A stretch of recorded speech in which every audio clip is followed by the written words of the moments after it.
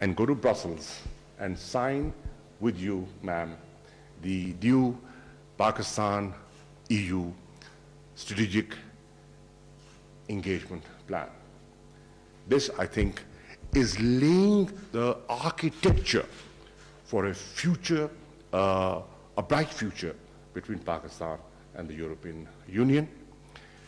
There are lots of Pakistanis spread all over Europe, contributing to socio-economic development of your member states.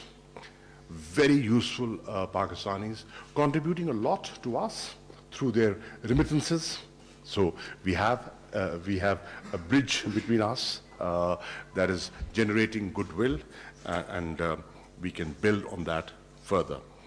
We also, in our discussions, I shared with the High Representative Pakistan's point of view and the steps that we have taken vis-a-vis FATF, how we intend to fulfill our obligations and political commitments to the international community.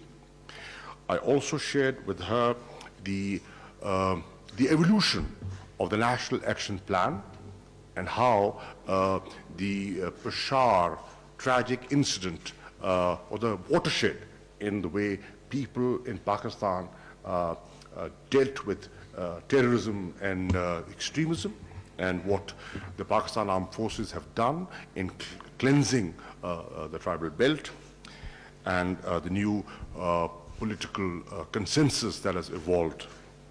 We also had a good discussion on the status of INGOs, the perception and the reality, and I shared with the High Representative what initiatives we had taken, and some of the anxieties, I hope, after the discussion we've had would settle down, and they would feel more comfortable in working in Pakistan.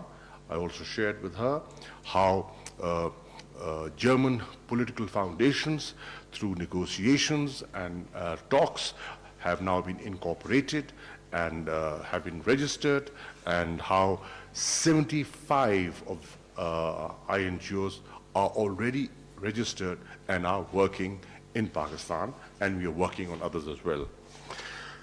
And lastly, we had a very good discussion, and we shared and compared notes on Pakistan. As you know, the European Union has been a great contributor to our war.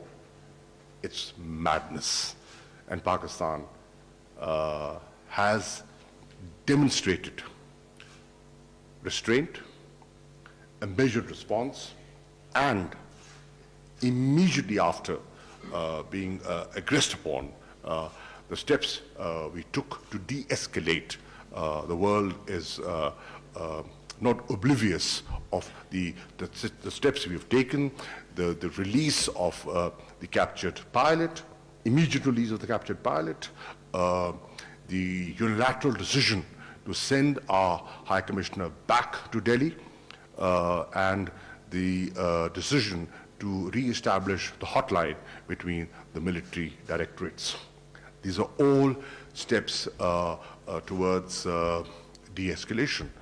I also shared with her the desire of this government to open up on liberalization of visas, how we want to open up this country to foreigners, invite them to Pakistan, and the Qatar corridor.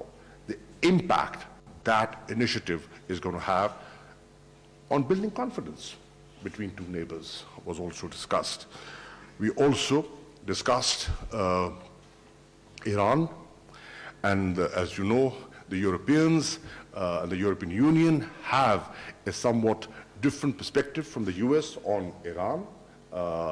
So we discussed the Iranian situation and how important Iran is for Pakistan, being our neighbor, and how important it is to achieve peace and stability in Afghanistan.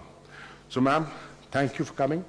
I wish you could spend more time, but I hope there'll be more opportunities of interacting with you. For sure. Thank you very much for inviting and for receiving me with such a warm welcome and such a productive discussion we've had this morning. I am very pleased to be in Islamabad. It's the first time I visit here, and I am glad to be here for this. That is the fourth session of the strategic dialogue between Pakistan and the European Union, but an exceptional one, because as you said, we agreed today our new strategic engagement